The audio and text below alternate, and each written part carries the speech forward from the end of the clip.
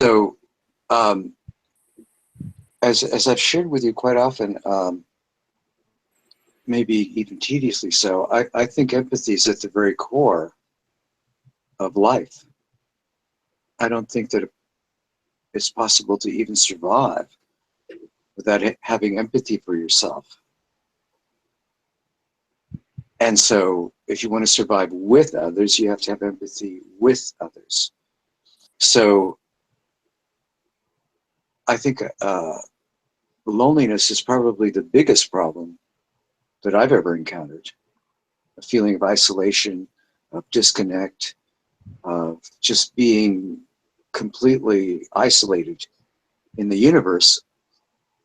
And I really believe that's what all living beings experience as traumatic. We can endure all kinds of pain, but if we're not lonely, it's insignificant. Hmm. Um, Okay, let me reflect what I'm hearing so far. So what I'm hearing is that that self-empathy, you need that self-empathy for survival, as well as empathy with others, also for survival. So that survival is important, and that an aspect that you're addressing is loneliness, that if you feel lonely or alienated, that that's like empathy is a way of addressing that. And it's the only way, from my point of view, to transcend loneliness. You're the only authentic way to not feel alone is to be truly with another person who acknowledges that they are with you because they feel that you have actually put yourself in their shoes. What I can't imagine a more authentic form of transcendence, of loneliness, and of the exact opposite of loneliness. How can there be authentic togetherness without empathy? Empathy is the absolute being of togetherness, as far as I can tell. Yeah, so you're saying that there's this aspect of loneliness, the pain of loneliness, and that empathy is a way of getting out of that loneliness and fostering tenderness. And so I would ask, you mentioned about survival. Why is survival important to you?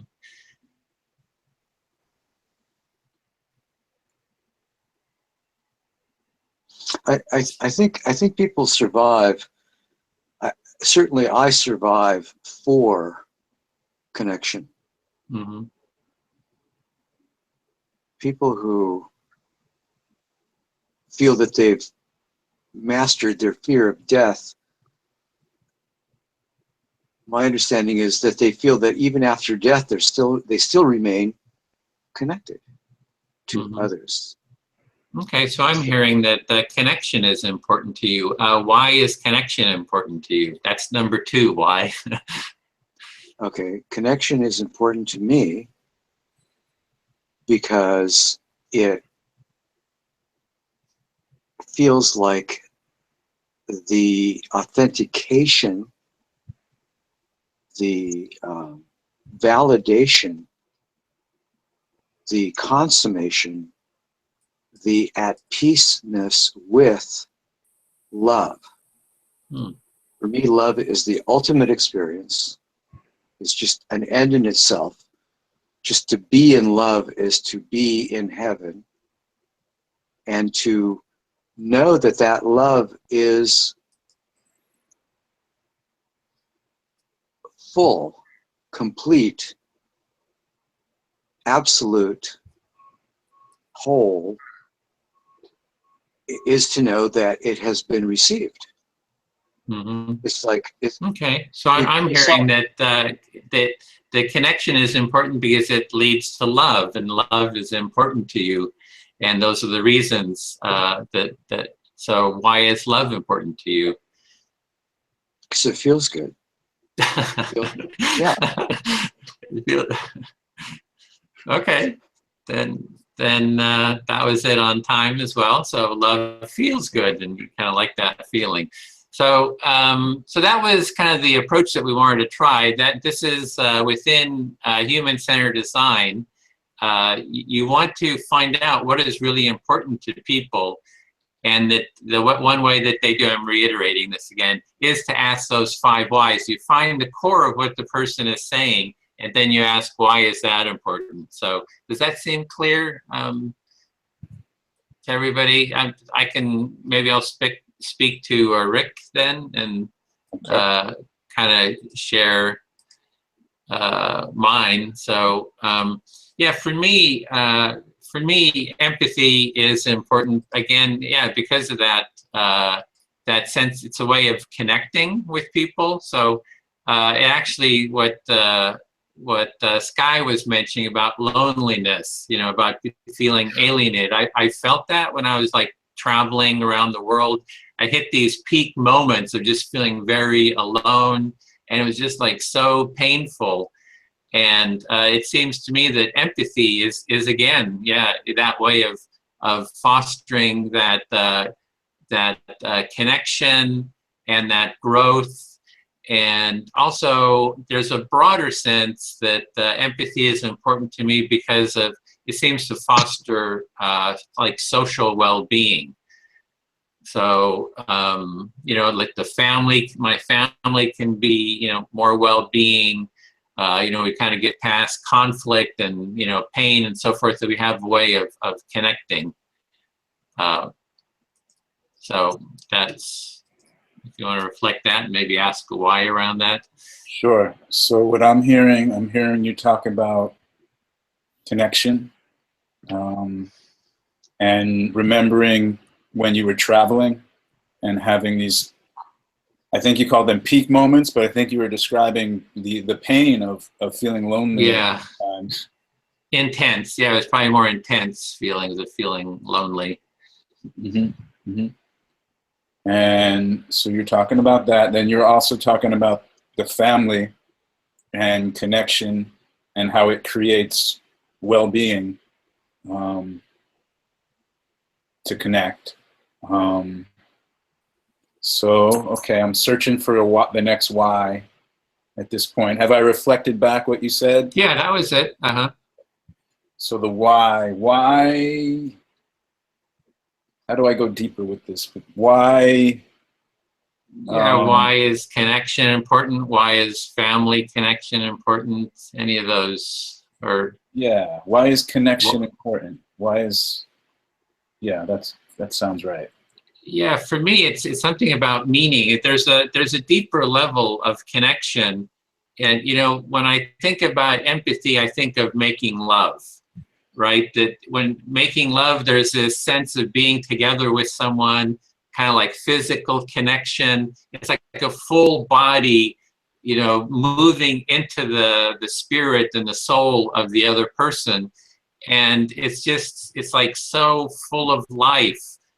So there's like this whole exploration of, you know, really seeing who the person is at a really deep level. So I don't know, it's just like, it's almost like it makes life, that going into that makes life worth living. And it's so much, yeah, it's just so meaningful somehow. Okay, so I'm hearing all kinds of stuff. I'm hearing that it makes life more alive, more meaningful. The connection of that you experience is like love making. I hear you comparing it to that in some way. It's such a beautiful thing to be in connection with someone. Yeah. Why? See, because my mind is like, why? Well, why don't we have more of that? Why is it so hard? But I don't think that's the. Yeah, try whatever works for you to see. Because we're kind of experimenting here. Yeah, yeah. Why? Why is, wow. You really want to get down to the core of what it is, that why this is important to me. Why is it? Oh, yeah. Well, I'm touched by the description. I'm saying, like, why is that?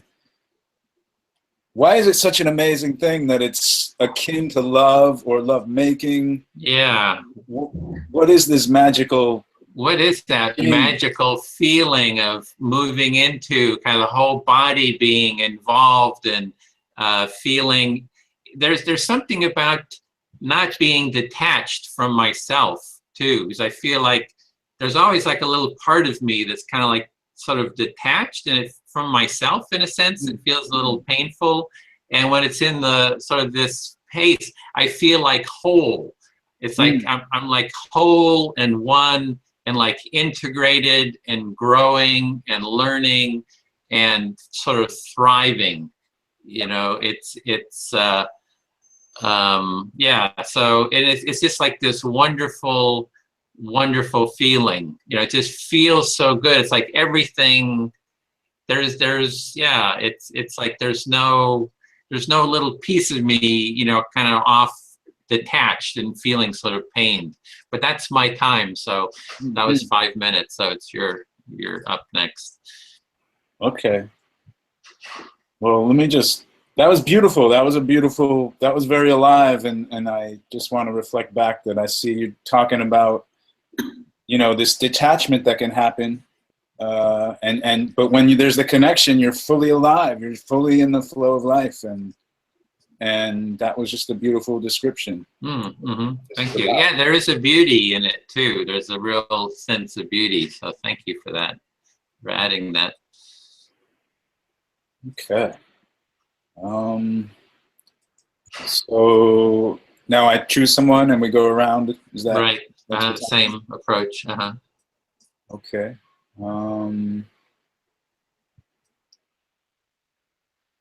Miranel, is that how I say your name? Or no? Yeah. Would you be willing to play this game with me? Yeah, definitely. Love to. Okay. Wow, what can I possibly add to all that? That's beautiful.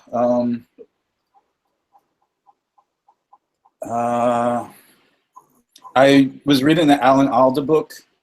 Alan Alda came out with a book, and it's talking about connection and just mirroring people and things like that.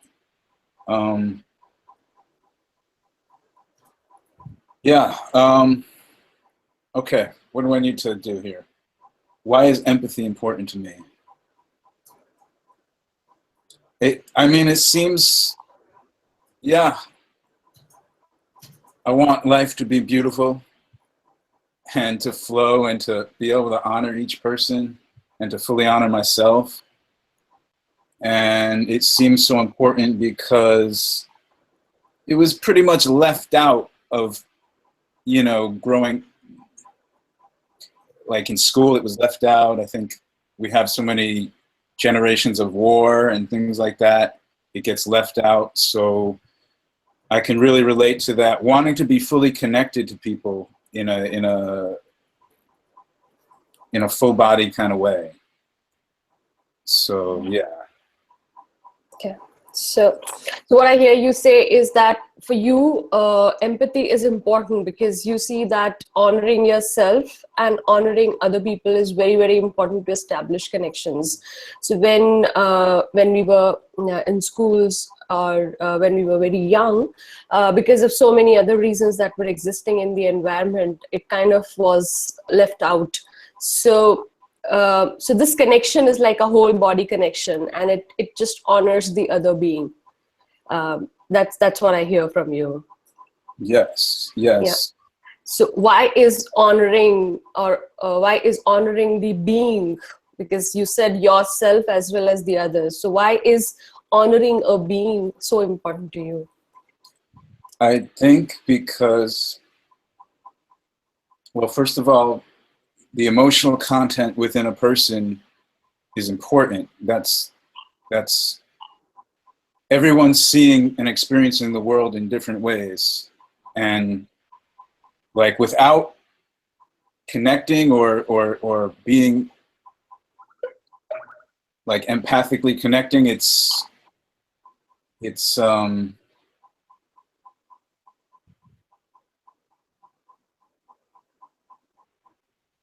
very hard for there to be understanding because we all are very different. So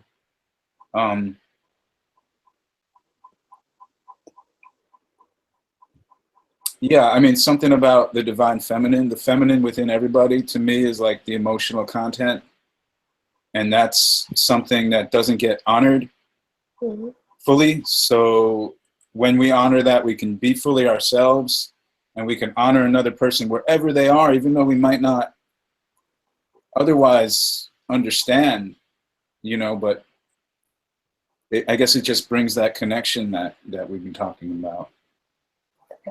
So what I hear is that honoring the other being is important to you, because you see that every person is very different and they have this different emotional content in themselves, right? So that emotional content of that person, if it's not properly understood, empathetically connected, then the understanding of the other person would become very, very difficult for each one of us. So just to understand the other person, we have to empathetically connect and understand what this person is emotionally built of. Is that? Yeah. I think it opens the gates of possibility to relating in a way that's positive, meaningful. Okay, so over and above the understanding, what you're saying is that it opens a door to positive connections and a positive relationship establishments, and that's what makes empathy very important to you. That was the time too. Okay. Yeah. Did you feel heard on that? I mean, just to... Yeah, I think so. I think it would add that it dissolves judgment too. It dissolves a tendency to judge another person or to put them into a category, which is very, it's a tendency that's within most people. It's within me, but it dissolves when you engage fully. Sure. Okay, so Sky, is Sky's turn done? Because Edwin first spoke to Sky. So I have Ganga, right? Yes. I only have Ganga. Yeah, okay. Ganga, would you be my listener on this? I can't hear you. It's mute. Yeah. Yes. Can you hear me? Yeah. Okay. So, from my experience and how I have seen people around me is that majority of the time we run on some preconceived notions, and we run on a lot of judgments which is based on our own understanding of how life is, and those judgments actually divide us. And I see empathy as that bridge which makes that bridge, which connects that divide and connects the individual self. So all the biases, all the judgments that we run on, if somebody tells us that, kick that out of your life and then see the other person, I think we would be up for a very different world. So shall I reflect? Yeah. Okay. So Mrina, I experienced the image of the bridge, which in your narration seemed to be connecting people and crossing over the prejudice and assumptions.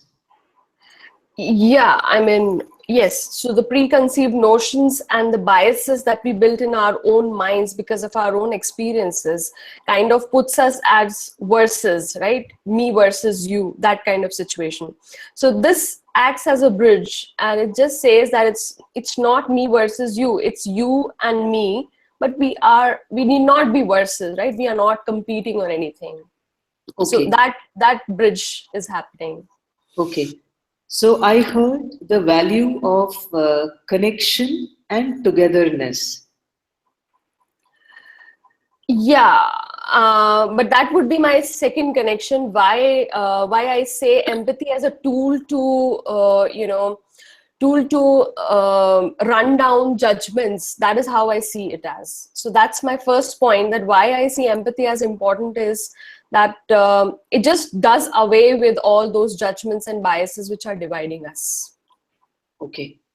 So the first why you're responding as empathy, overcoming the judgment, Yes. right? Yes. And the second why you are bringing you and I together, the togetherness piece. Yeah. Yeah? So the second why is why overcoming judgments is important to me is because establishing connections in a society is very important. Now, when I say society, some people might say that why should I care about society, or why other person is important.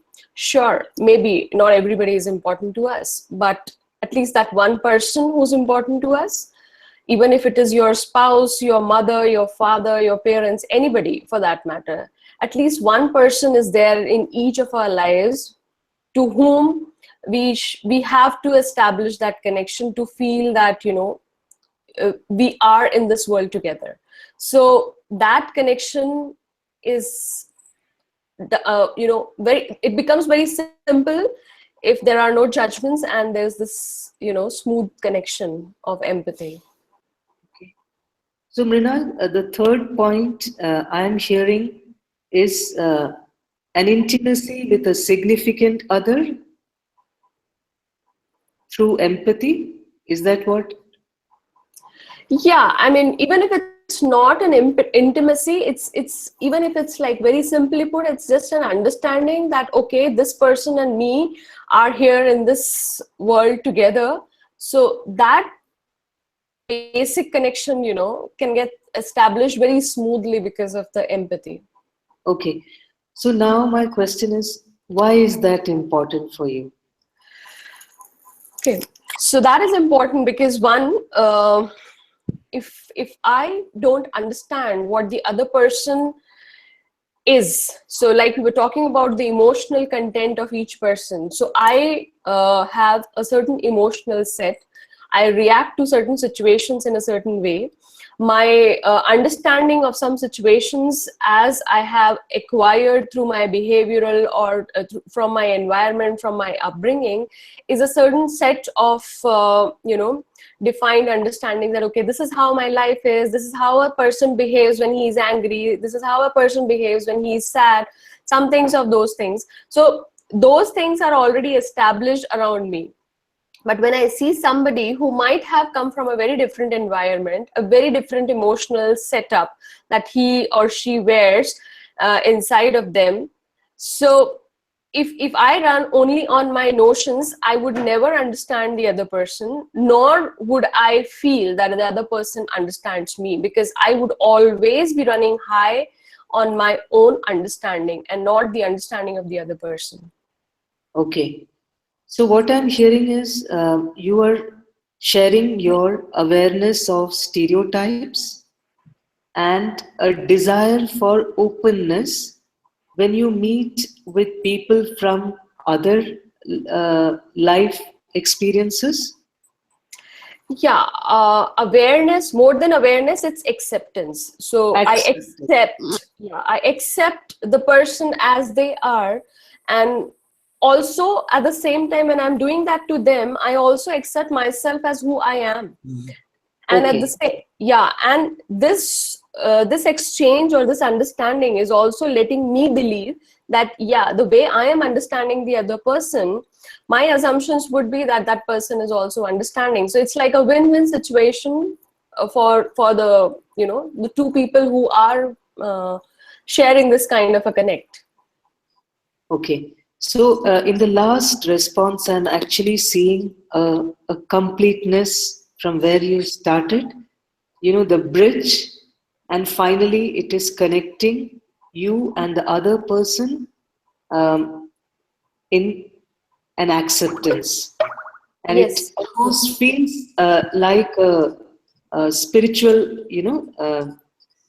a union that's the energy I felt when I heard you. Is that it? Yeah, So and that was the 5 minutes too. But if you okay. just want to be sure you feel complete, be sure to feel complete though. Yeah, just one sentence I wanted to Mhm. add here, and that is that a lot of time the happiness drainer of ourselves is ego. So when we are empathetic, we are somewhere designing a tool for ourselves to not run over by our egos, but just be accepting of our feelings which lie inside of us, rather than just being, overpowered by the ego, and also establish the same connection with the other person. Yeah. Seems like a bridge of acceptance. Yeah. Yeah. Thank you. I feel happy. Okay.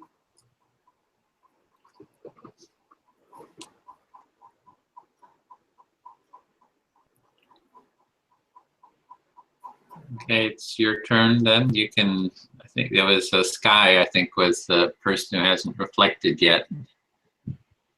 Okay. So I go ahead. Is that You go ahead speaking to Sky. okay? Hi, Sky. Am I audible to you? Yes, thank you. Okay. So I just did some self-empathy by bringing an extra cushion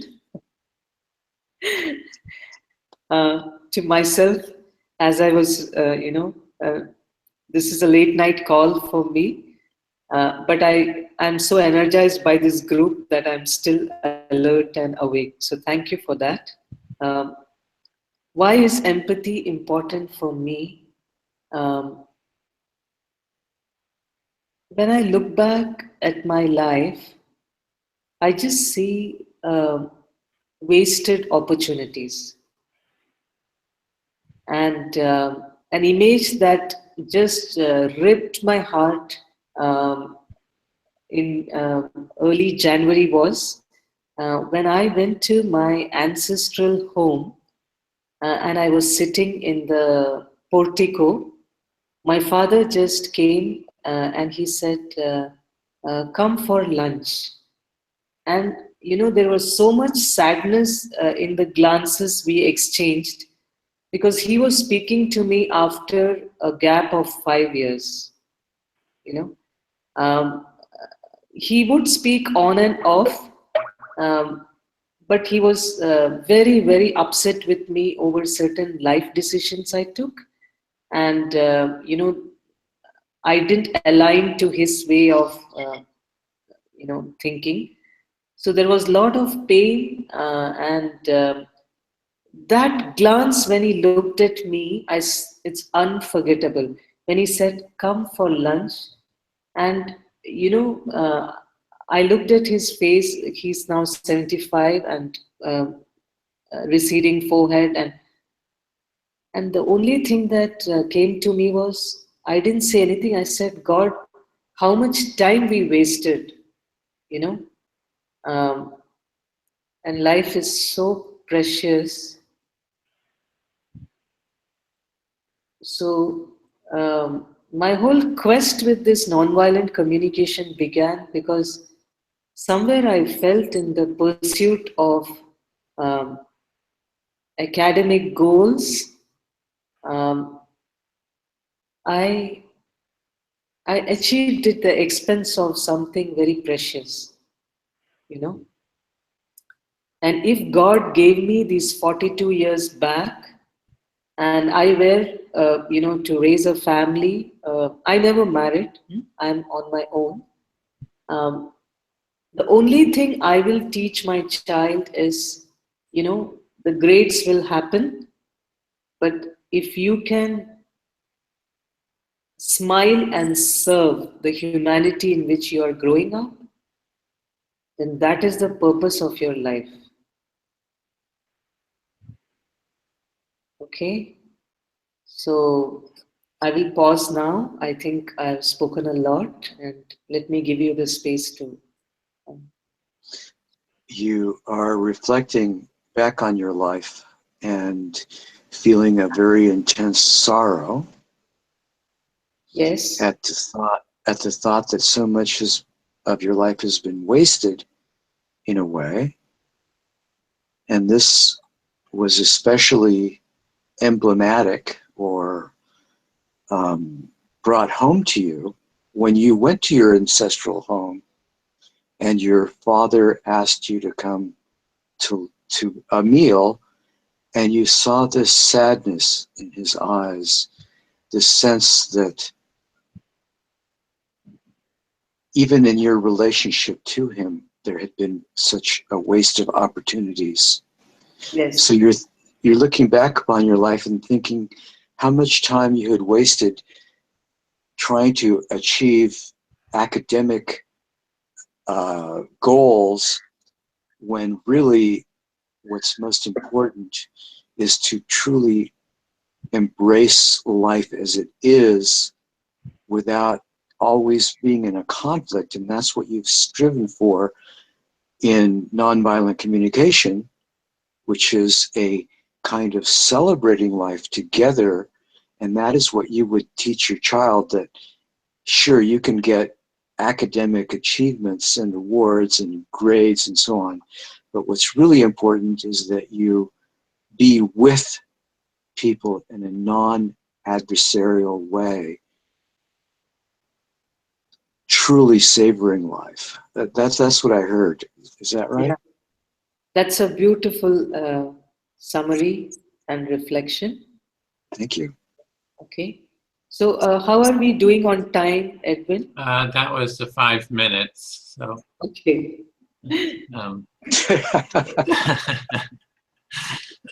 So didn't get to dig in too much more here. So yeah, so how was that? This was a bit of an experiment to try this 5 whys. I thought it kind of opened new doors. So I thought it was an interesting approach. You see Murnal shaking your head.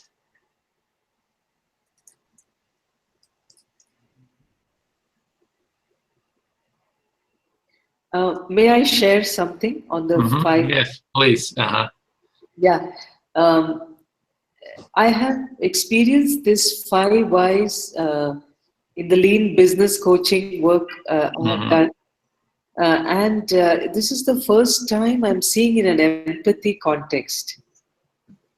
Of course, in coaching also we do. So I'm aware that it needs tremendous skill. Else it can sound very, like a cop. And it can get into a very investigative mode. So I'm just wondering, how will I deploy this 5 why in a non-threatening way? Yeah. I'd like to address that if that's okay. Yeah, jump in. Sure. I'm not telling you what's right, and I hope that's pretty clear, but I will tell you what works for me. What works for me is the feeling conveyed to the other that I am, that my heart is opening to their heart. And this cannot be learned mechanically. There's no technique. You know when your heart is open to the other.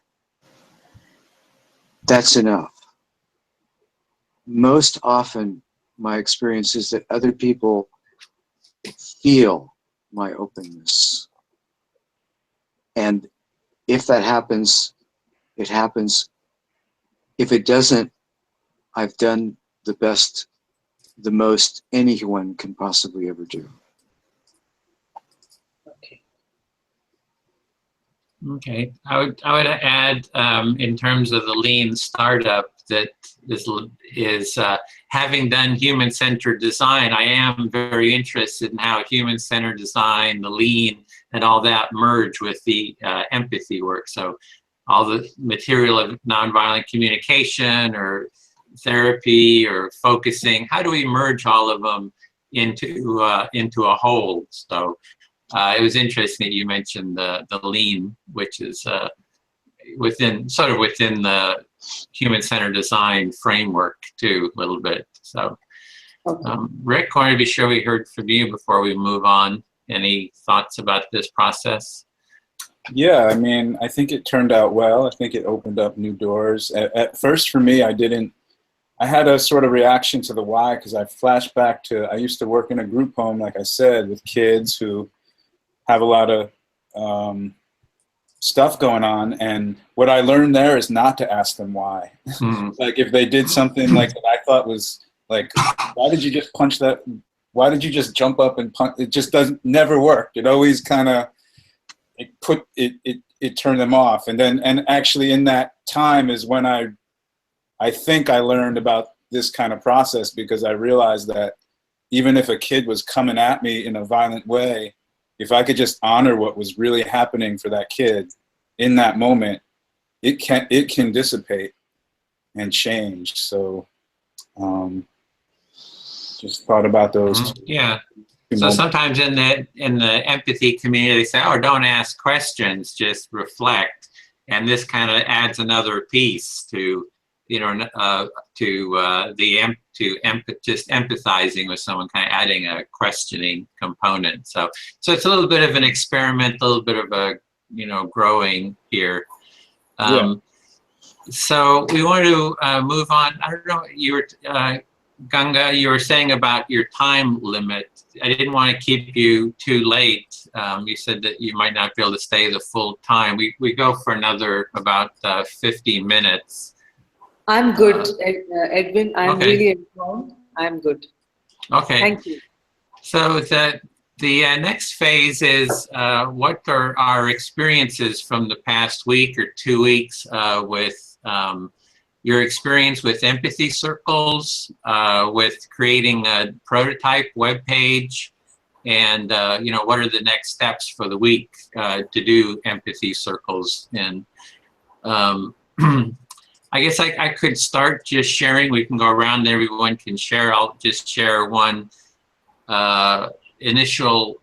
I've done 2 empathy circles. I've done a lot of listening, but just 2 empathy circles. One, I'm trying to bring conservatives and liberals together in empathy circles in preparation for going to Los Angeles, where we'll be taking the empathy tent and doing this. And there's a documentary filmmaker who wants to videotape, you know, make a documentary about Trump supporters and anti-Trump supporters and doing some mediation. So I was able to get an empathy circle together with progressives, and I sent them to our link, you know, of the introduction, and it seemed to work. You know, they read it and prepared them, and then I gave a little introduction, and everybody was able to, you know, take part in the process. I've struggled with finding conservatives who want to take part. I've talked to a lot of them. They're very hesitant to take part. So we have sort of that, I have that problem. And then once I do the conservatives, I want to do the 2 conservatives and 2 progressives and do an empathy circle with them to have people from the different points of view, political points of view, come together. So that's one process. We have an empathy team, a local empathy team for the tent, you know, setting up the empathy tent here in Berkeley. And we went through a team building process. And then at the last meeting, last Wednesday, we meet in person here, we actually did an empathy circle. And the question was, how do you feel about the current political situation? And it was interesting, you know, I sent them to the link, and they had a little bit to our webpage. They read an introduction, and then I also shared with them, you know, how to do it, and then kind of held it. There were some objections. Some people didn't like it. You know, they didn't like getting a reflection they felt was inhibiting their speaking. So when they would speak, then somebody would reflect back. They wanted to stay within their own mind and not get a reflection back. So that was one sort of objection. But in general, it really, usually political dialogues get very contentious, and I always feel kind of dissatisfied. But this was, it felt very satisfied. Everybody felt very calm, very connected. So I was really pleased at how the empathy circle went. So I'll just start with that just to kick things off. We've got a bunch more stories, but maybe we can go around. I know, Myrnal, you had done that really simple introduction, which I really liked, really boiling it down to the basic steps, how to do an empathy circle, kind of the minimal steps. And I thought that pretty much covered it and is pretty much what I use. So I don't know if you want to go next, just to share. Sure. So yeah, so I thank you for picking that up, because I would love to have your feedback, and if there are some suggestions from anyone that we can make it more tighter or more, in a way, more understandable to execute the circles. So yeah, that would be very helpful. Regarding my experiences of the circles, well, I did quite a few, and I would like to share. So most of the circles, people say almost similar things as part of the feedback, that yes, they've started understanding the importance of listening, and how it opens us up while we are sharing and all of those things. So yeah, that stays. Everybody this time also started saying the same things.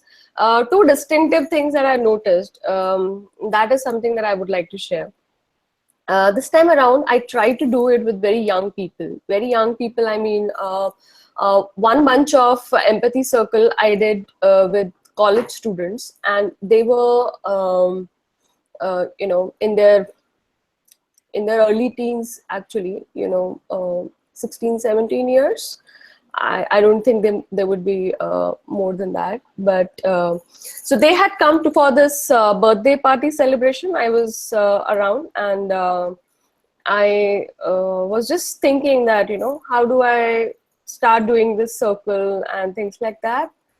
And then my friends were there with me. They just said that if you feel like doing it, try it out. So I was just waiting for that one push, and I just got up and went into that group. It was a huge group. They had come for a birthday celebration, like I said. So they were like 25, 30 people. And I just said that, you have been chatting for some time. Do you mind giving your 5-10 minutes to me?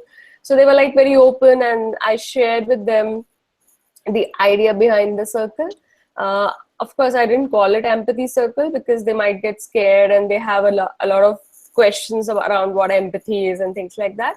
But what I said is that I'll just tell you a very nice tool to talk about, to share whatever you are sharing, converse the way you are conversing, but just that, some people who are not talking will start talking. So I just said it in a very casual way, and they were like very open. They started talking, and we did that full circle. And at the end, all of them enjoyed it a lot. So that was like a very positive push for me to understand that, sometimes we keep saying that, empathy helps us see things without having any judgments. And that just gave me a very big reflection onto the same thing, that, a lot of times we start judging that. Even before starting an empathy circle, we are judging that, oh, this person might be interested, might not be interested. But it's just a matter of, approaching. And sometimes it's just about modifying how you narrate the entire, expectation of what you're trying to do. And people would be willing to join. So that was one very positive experience that I had.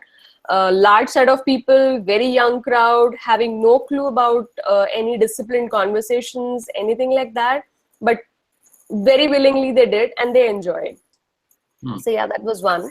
So is that, you had the whole group and they were all just taking turns, or did you break into smaller groups? No, we didn't break, because that would have created a little chaos, and they might have felt. So the idea was that I told them that we are doing this because some of you are not speaking and some of you are speaking a lot. So they were already, yeah. So that is how I played it and put it in front of them. So they got excited that, oh yes, why not? We would want to join, and it would be lovely if everybody participates. So yeah, so that was what got them excited to do the thing. So that was one.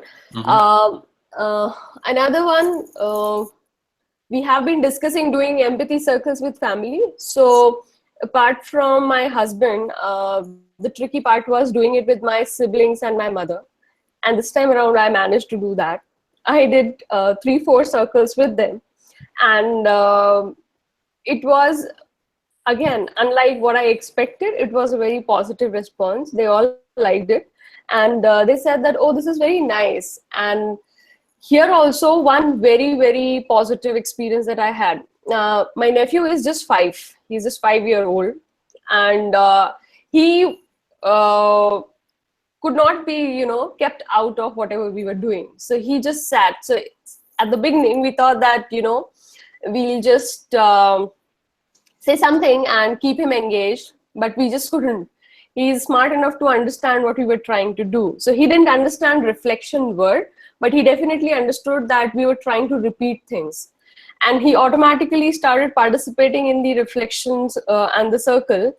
And that was transformative for me. I mean, it just showed me that, there are so many opportunities that we perhaps are not exploring. I mean, a little kid, although he was, and it was emotional talk. It wasn't like, a casual talk that he's saying anything and everything and, getting nasty on playing tantrums, nothing like that. He was talking sense. He was talking a lot of sense.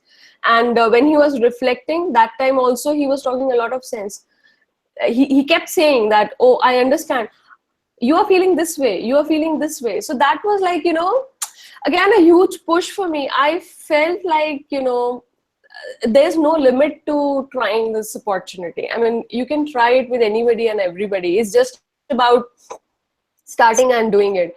And to that, my sister's feedback was that I never knew this circle is going to help me enhance communication skills of my children. So that she saw as a very positive point. And what came out a bigger positive point for me is that the kids at that tender age are starting to understand emotions, and that's huge, I think. So yeah, and if that's not too much, I would like to add one more sentence to that, and that is when I was doing this reflection with my 5-year-old nephew, there was another thing that I experienced, and that was that whenever my mother or his mother were trying to talk to him initially, he was getting very defensive. And when I started doing empathizing with, I started empathizing with him the way we do in empathy circles, his behavior entirely changed. I mean, he wasn't behaving the way he would, the way a naughty kid would. He was, like I said, he was reflecting and talking emotions, and that just uncovered, the power that perhaps we don't realize about the power of reflection. I think that was a very, very powerful example in front of me, because I know him inside out, if he can do, I think anybody can do. Yeah. Wow. I get goosebumps when I hear about the 5-year-old. Because I've been doing it with my nephews and nieces. So my niece is 5 years old and my nephew is like 6 or 7. They're always fighting in the family, like they're always getting beat up. And then when they're fighting, I say, okay, we have a fight. What do we do? And I have them trained now. They say, we have an empathy circle. So I sit down with them, and then I listen to one, and then I listen to the other, and I listen to the other, and then I have them listen to each other. And, they kind of struggle sometimes, and sometimes they do it very well. And one of the times, my 5-year-old niece, when we were done, she says, I like empathy circles. Let's do it again. Yeah. So it's 5 years old, and they kind of get it, and are kind of excited about it, you know. And we had a family empathy circle around the conflict, and everything was very tense at dinner. And then we did it with my nephew. You know, he was reflecting, and then he said, he was just saying, he said, well, we have nothing to do with you in your fight. It was like, that's your guys' problem. That's not our problem, you know? So it was just something, it's just the intelligence and the you know, of the 6, 7 years old already, you know, how relevant this is to them. Anyway, like I said, I had goosebumps when you were telling me that story. Yeah, exactly. And in fact, I never expected him to behave that way in the circles. Obviously, he was jumping out of turn sometimes, that, you know, now I have another thought in my mind, I have to say. You can't, you know, take me after this person. I have to jump in between, and I have to share whatever is coming to my head. So he was doing that kind of thing, of course, but he was asking. He was not jumping in right there. He was asking, I want to share this. This thought is coming. I want to share this. Can I share this? So that was like, you know, some sense was prevailing, definitely. I mean, it was his first time also. So yeah, I loved it. Okay, so who wants to share kind of experiences since?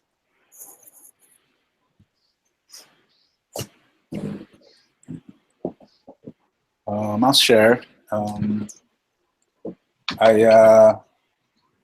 see, I read parts of the Alan Alda book, which talked about mirroring, just kind of a practice where you, two people like physically do the same thing, or, and I tried that with my sister, and that felt good. It felt energetically really good. So I haven't been doing circles. I would like to get back into it. And I've been thinking about what are the games that I like, that I enjoy, that I would like to integrate with reflective listening.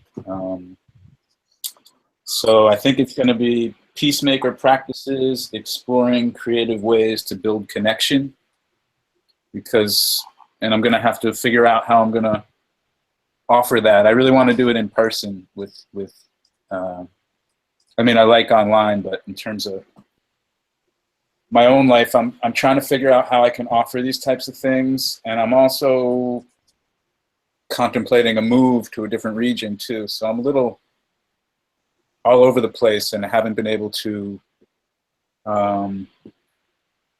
ground into a consistent circle that I could create right now. So that's where I'm at. Okay, thanks for that. So do you have any plans for the week? Like you're going to a singing group? Do you think they'd be interested in trying it, or? I think it's all built in there in the way they do things. I really love the way they do things, and there's plenty of this in there. And so I'm diving into this kind of work, and hopefully come away with you know, refreshed enthusiasm for how to put things out there and go forward, you know. Yeah, I mean, I really like, one thing that came up for me all as we're talking is also, this is like a transformation of culture to me. It's like it feels like a big thing to me, and I like to bring mythology in and poetic expression and things like that. So I'm just trying to find a way to offer something that would bring me to life and also get everyone trying different things. Well, we do have a narrow focus in terms of this group, is just, you know, starting an empathy circle and how do we introduce it. So I do want to keep, you know, the scope of what we're doing, you know, kind of focused. It's like, you know, trying it with your family, you know, as I understand it, you're living with your folks, or do you think Yeah. they'd be interested in trying an empathy circle, or? Yes, I already told you that I've done that twice. Okay. I went on a retreat and came back and had a little depression and didn't keep up with it. But for me, Edwin, I really have to do this in a way that feels right for me. So, I mean, that's very important to me, to really feel into how I can offer this in a way that feels natural and unique for me, you know. So I'm experimenting with empathy circles within my family, but I'm also trying to create something that feels alive for me, you know. So again, when you say that, I kind of feel like, am I in the right place? And I'm here to contribute my energy and listen and tune in and all that. I'm not sure. I don't know. Well, I'm trying to support you in starting empathy circles, so and encourage you and find ways of you know, tapping into, you know, how to do that. So I don't know if hopefully it's being supportive. And Okay, I'll try to remember that. Okay, but it doesn't register that way to me. But I'm hearing that you're coming at me in a way to try to support me to take the next step, and I appreciate that. yeah. Okay. I'd like to chime in at this point, if that's okay with you, Edwin. Yeah, that's sure. We're just going around and sharing. Well, Edwin, Rick has very eloquently stated pretty much the way I feel, which is that maybe I'm in the wrong group. It's the vibe I'm getting from you, Edwin. I personally am getting the vibe that unless we're engaged very deliberately in the political progress of having a lot of empathy circles under our belt, we're somehow veering away from why you're even spending time with us. I mean, that's just the feeling, Edwin, and it's not a criticism. I'm not trying to put you down. I hope you don't feel like I'm putting you down in any way. I don't feel put down. The way I feel, honestly, Edwin, is that you don't understand something. That's the way I feel. Maybe you understand way more than I do, but my feeling is that you don't understand something. And my feeling is that you don't understand that empathy is not a project. It can't be a project. It has to be a feeling that radiates from one's heart. And when Rick says, and what I hear Rick saying is that he has to be true to himself. That's his top priority. That's what I hear him saying. And whether he's saying that or not, my top priority is to myself. And my top priority is to share from my heart the empathy that wells up and makes itself heard, not because it's been instructed to do it, but because it has this feeling of abundance that just wants to radiate into the world, and it can't be coaxed. It can't be coaxed. And that's what I don't feel you understand it. Maybe you do, but it feels to me as though you don't understand that. And I just want to add one last thing. The reason I feel confident that I'm right, and it's not about being right, I mean, believe me, it's not. But the reason I feel confident that I'm seeing something clearly is that you do seem to have a lot of anxiety about the project of creating a culture of empathy. And we're being kind of enlisted as foot soldiers to promote this in the world as a political statement. So I'm saying it can't be that way for me. Okay, I just want to be clear that the intention of the group, which was we had set an intention for this group from the get-go, which is how might we design a simple and accessible training webpage for anyone to use, start, or take part in an empathy circle. That was the starting intention for the group. Does that work for you? Are you talking to me? Yeah. I mean, that was what our intention is, right? The way I read it is, and maybe you don't like it, but the way I read it is, let's support each other in sharing empathy, and if we can, and if it develops into groups, that's good. And there are ways to develop it into groups. Yeah. But for me, there's the horse and there's the rider, and both have to be one. So it's not just that we're here to intellectually put together some ideas and some concepts. We also have to be sharing a supportive feeling that creates the process. It's on its own, and I don't think that we can exclude one from the other. I'm just saying I don't want to.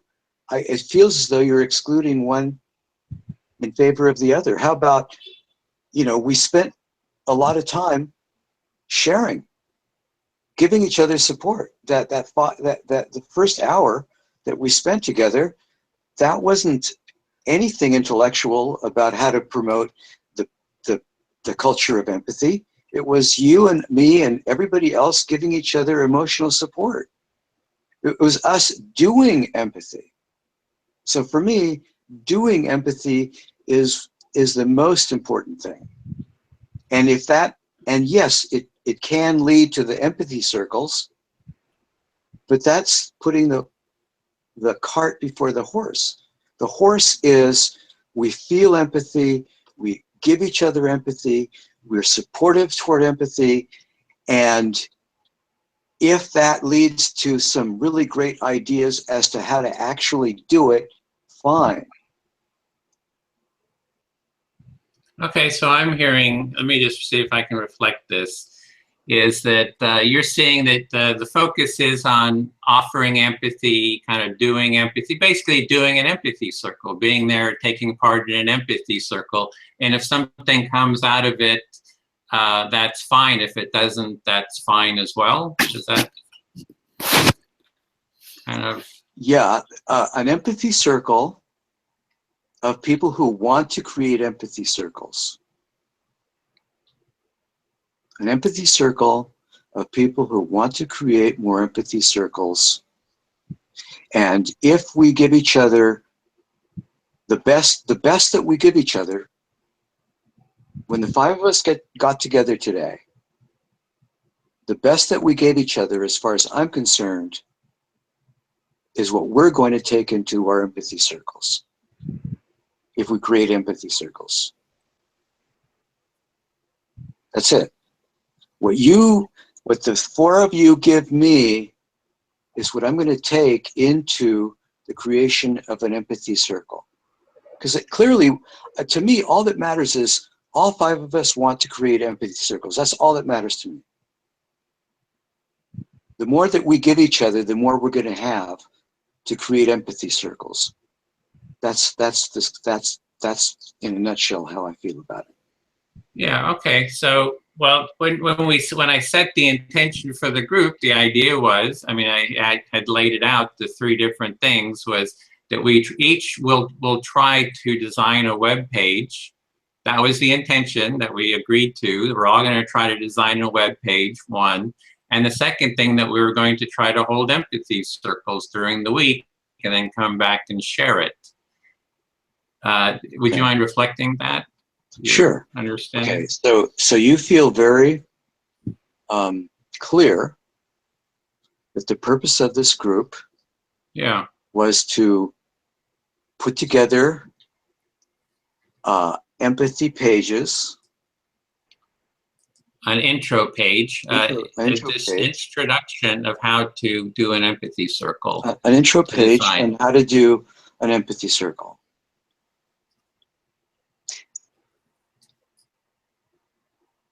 Yeah, and the second part was that we would try to hold an empathy circle during the week and then share our experience with it. Okay, and the second thing was that we try to hold empathy circles during the week, and that we share about that. Yeah, and that's how what the intention was set. That was our Okay. goal. So I'm Okay, here can I saying, ask you a question? yeah, go ahead. Why can't we do both? We have been doing both. We So why have don't been. we We just- spent the whole so why don't hour we- doing so why empathic don't- listening. Yeah, so why don't we just continue doing both? Why can't we, I'm just asking, wouldn't it be fine for you, would it be fine for you if we continued the way we've been continuing? Would you be okay with that? Well, there seems to be some kind of a tension that I'm seeing. If I ask Rick, I say, our goal is to do an empathy circle during the week. Where are you with that? He's saying he wasn't able to do it. And I'm saying, okay, well, trying to encourage him, kind of give support for doing it. Find what is the problems, what's the blocks he's having with that. And then we overcome the blocks, because that was our intention. And I see Rick has something to say. Yeah, I mean, I just feel myself being talked about, so I feel like I need to express myself. I mean, we've been to this spot before. The thing is, we're very synergistic in different ways, and I'm looking to spread empathy in many ways. I mean, I think you've known me enough to see that I'm doing. I could show you the website I'm making. I could talk to you about how I would like to incorporate creativity into a process and hopefully find a place to do that. But see, like when you come at me with this sort of frame, it's like, if you don't fit into this frame of, and by the way, I offered to sit with you one-on-one and connect with you with the material, because it seems like there's enough material to create this one web page, and I'm willing to work with you on that. But it just feels frustrating to me. I don't feel heard or appreciated when someone says, well, if you haven't done according to this, you haven't done a circle this week. I'm expressing my whole life to you as best as I can. I'm going on a journey, on a trip to Virginia. I'm trying to incorporate these different practices. I believe in this. I want to connect with people. But for you, it seems like, and I appreciate that you're so dedicated to spreading it, but I think you think that if I'm not doing it in the way that you've articulated, then I'm not contributing. That's what it feels. That's how I process that, and that hurts. So that's what I feel like. Let me reflect back. So I'm hearing that it hurts you because you feel that I don't think that you're contributing in the way that I think you should contribute. Something like that. I get something like, if I don't, you've got a box that you've designed it. It's these intentions, and it seems that way to me. If I'm not doing it in the way that you have in mind, then something's off there, and it has to be tinkered with or something. But to me, everyone is an individual, and I'm having a process of coming out and sharing these, sharing what I know in the best way that I can, So I'm appreciative of this space, of a supportive space where I can energetically connect to why I love empathy, why I believe in it, and that energizes me to go forward.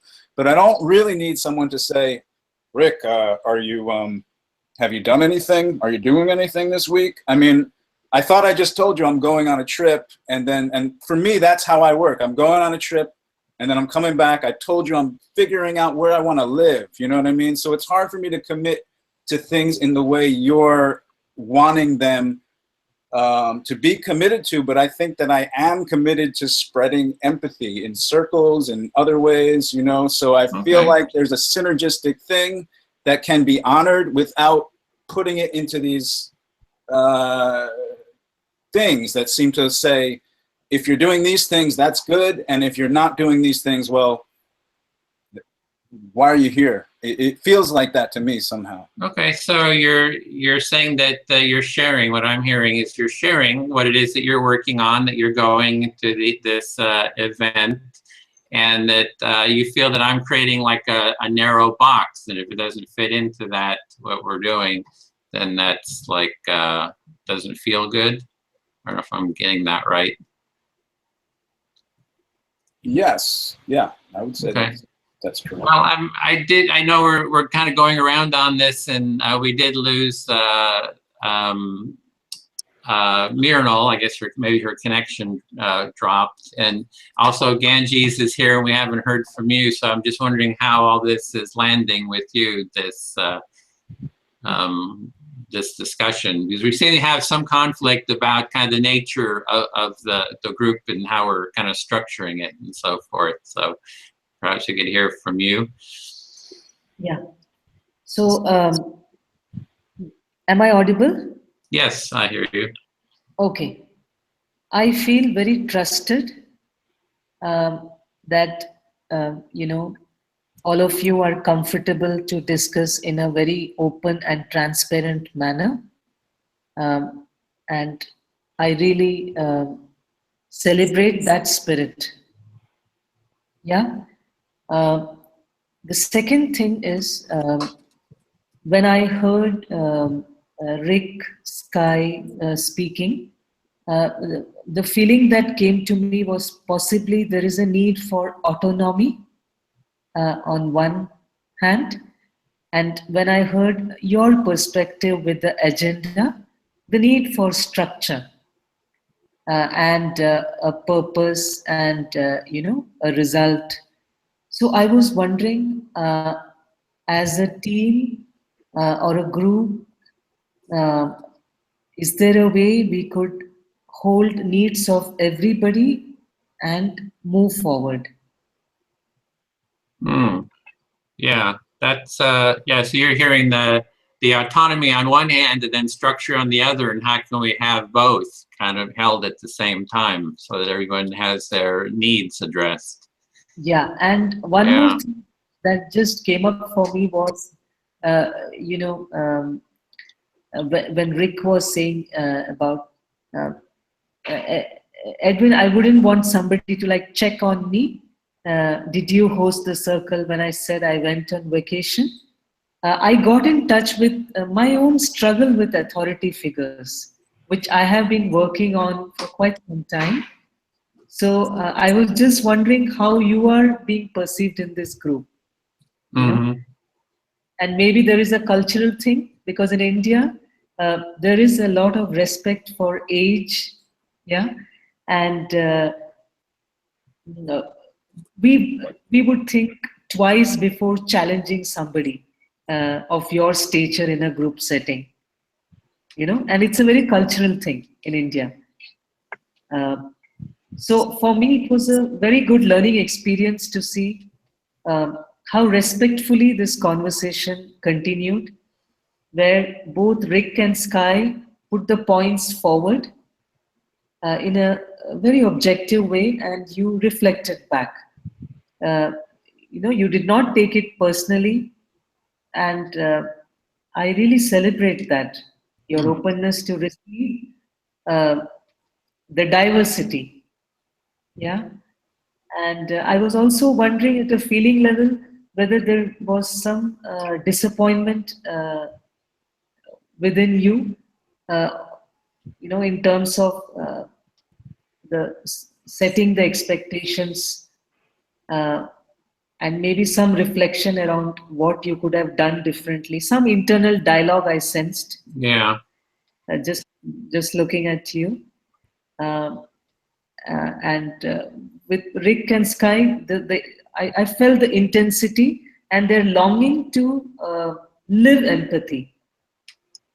You know, and take it forward as it comes. So so for me to summarize, it was really to see, can we wait for the bud to open, or you really want to force open it? Yeah, something like that. Like the butterfly, there is a time when the caterpillar would become a butterfly. Yeah, and maybe it is that phase of the caterpillar, or the it struggles before it can fly. And if somebody tries to help it, it may come out with perfect wings, but it will never fly. The pupa, larva in that cycle.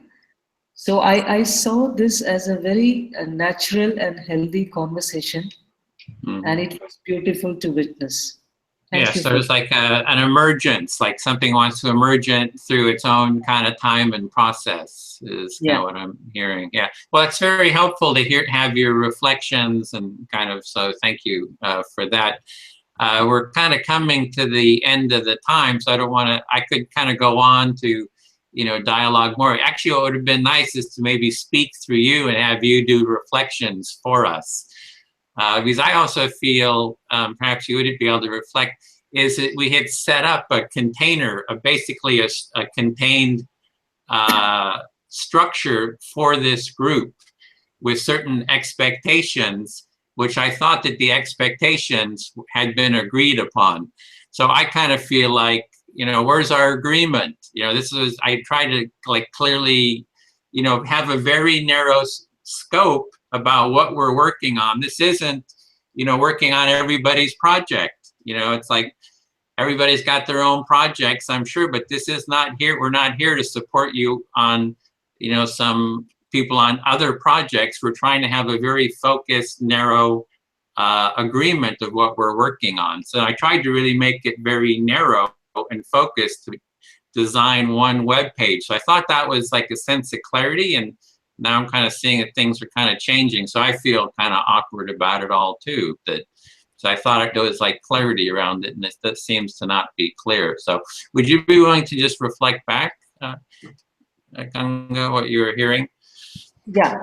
So Edwin, what I heard you say was the internal clarity you had when you set up this group, and you deliberately chose tight boundaries and a container, aligning the energies of the group to achieve a particular goal. And today, when you saw, the conversations that were at going tangent, is what I felt, or outside the container. Yeah. Maybe you yourself, you're a little confused now, and you're wanting to probably revisit the drawing board and see how you can realign the group. Is that it? Well, I like emergence. I like things to kind of to flow, but there were certain agreements. The agreement was that we would try to start an empathy circle every week. We would try to create an empathy circle. That was like, I thought everybody agreed to that. That you would try, and if you have trouble creating the empathy circle, then you come and you talk about it. Like, what's the struggle? I have a lot of struggles too in terms of time and whatever I'm struggling. So we come and share those struggles, and so I thought that was like it actually had been written down, and it was like one of the 3 points for taking part in this group. Okay, so I'm also connecting with the need for upholding the commitment. Yeah. Yeah. Thanks. Yeah. And also, I don't know whether it's the right word, but seems to be like something unfair. Like I thought we had agreed, and now what is it? Kind of a feeling. Yeah. Mm-hmm. Or caught unawares or off guard, or am I missing something? Something like Yeah, the other part is I was really pleased that you said, oh, well, we're doing reflective listening within this context to kind of work it out. So I was pleased that you saw that and were kind of noticing that. So I had a real sense of kind of celebration. Yeah, we're trying, here's conflict. Conflict is normal in life, and let's not, use authority or whatever to suppress it, but, be able to use empathy to reflect it and work it through. And I'm just wondering how Rick and Sky you're feeling now after. I would really like to say something, since we only have a couple of minutes, if that's okay with you guys. Yeah, please. I am just truly amazed. I never imagined, Ganga, that you would be such a beautiful, exquisite light and contribution to this group. I was mesmerized by everything that you said and the way you said it. Your grace is just stunning. I just want to thank you deeply for your contribution. Thank you, Sky. I'm very touched by this appreciation, and it means a lot to me. Thank you very much. Thank you.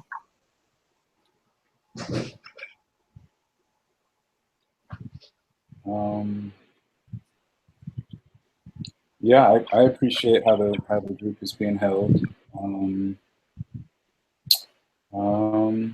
I also feel some confusion in myself because,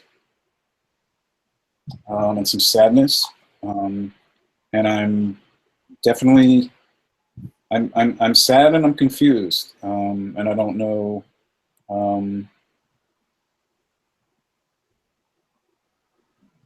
Based on what I just heard Edmund say, which I understand, I mean, I feel it makes me think.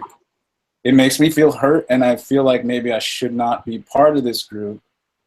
And it boggles my mind at the same time, because I feel like we're doing this where it doesn't always happen the way you think it's going to happen. Magic, creativity, and it's hard to judge it. I don't know. I feel a little just sad about the inability to connect fully, and I'm not sure what to say about it. Maybe I just have to sit with it and think, okay, I really like connecting with people. I just and feeling the empathy. I don't. Maybe this isn't the group for me to do that in, because. Rick, I just want to say, I really don't. Oh, fuck. It's an earthquake. Wow. It's an earthquake. Wow. Rick, I just want you to know that I don't want you to leave. I think you contribute tremendously. And please come back next week. I'm hoping that, especially if Ganga joins us, that we'll be able to really grow from this. And it's not going to be a problem. It's going to be an opportunity for greater growth for all of us. I think you have a tremendous amount to contribute to the group, Rick, and I really would like you to stay.